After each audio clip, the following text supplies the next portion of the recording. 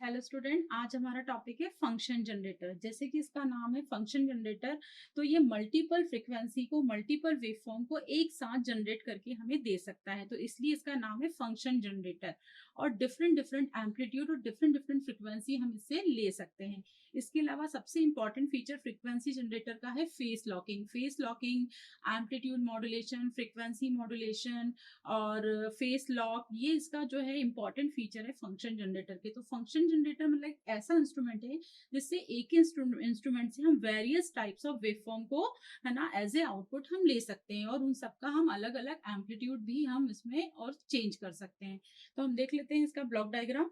तो this is the block diagram of function generator. तो function generator का सबसे पहले आप देख रहे हो इसमें है external frequency control.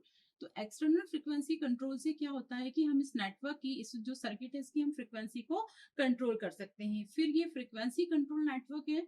Frequency control network जो है वो आपके दो ब्लॉक से अटैच है। एक है आपका अपर करंट सोर्स और एक है आपका लोअर करंट सोर्स। तो अपर करंट सोर्स और लोअर करंट सोर्स दोनों जो है वन बाय वन जो है वर्क करते हैं through the voltage comparator multi vibrator. जो वोल्टेज कंपैरेटर है इसमें प्री डिसाइडेड एक वोल्टेज सेट है। जब उस सेट पर वो आ जाता है, वोल्टेज कंपैरेटर जब देख लेता है कि ये प्री डिटरमाइंड सेट आ गया है, तो वो इंटीग्रेटर, जो बीच में इंटीग्रेटर लगा हुआ है, इंटीग्रेटर के साथ जो कैपेसिटर लगा हुआ है, उसको हम बोलते हैं ओपैम, ओपैम फीडबैक सर्किट। तो ओपैम में जब हमने ये कैपेसिटर का फीडबैक लगा दिया है तो वो बोलता है ओपैम इंटीग्रेटर सर्किट बन जाता है। तो ये जो आपका कैपेसिटर की चार्जिंग और डिस्चार्जिंग है, ये आपकी कंट्रोल हो रही है किससे? वोल्टेज कंपैरेटर से।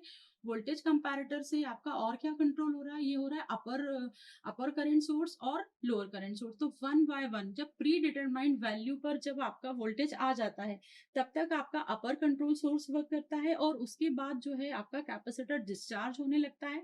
और जब डिस्चार्ज होने लगता है कैपेसिटर, तो आपका जो है लोअर करंट सोर्स जो है वो वर्किंग मोड में आ जाता है और अपर करंट सोर्स जो है वो उस समय ऑफ हो जाता है।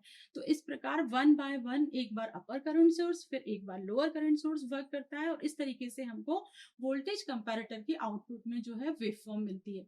फिर हमने यही सेम जो ट्रायंगुलर वेवफॉर्म जनरेट हो रही है, कहाँ पर? इंटीग्रेटर के आउट पे जो ट्रायंगुलर वेवफॉर्म जनरेट हो रही है, वही हमने किसको दी है? रेजिस्टेंस डायोड शेपिंग सर्किट को। यहाँ पे ट्रायंगुलर वेवफॉर्म जो है वो साइन वेव में आपकी कन्वर्ट हो रही है। तो यहाँ से हमको साइन वेव मिल रही है और ऊपर वोल्टेज कंपैरेटर मल्टी वाइब्रेटर से हमको क्या मिल रही है? पल्स सर्किट, पल्स वेवफॉर्म मिल रही है। इस तरीके से हम यहाँ मल्टीपल वेवफॉर्म जो है यहाँ से ले सकते हैं थ्रू द इंटीग्रेटर के आउटपुट से। इंटीग्रेटर एक्चुअली ये एक ओपैम है। ओपैम में हमने क्या लगा दिया है कि फीडबैक में, ओपैम मतलब ऑपरेशनल एम्पलीफायर। ऑपरेशनल एम्पलीफायर का हमने फीडबैक किससे दे दिया है? इसमें कैपेसिटर से।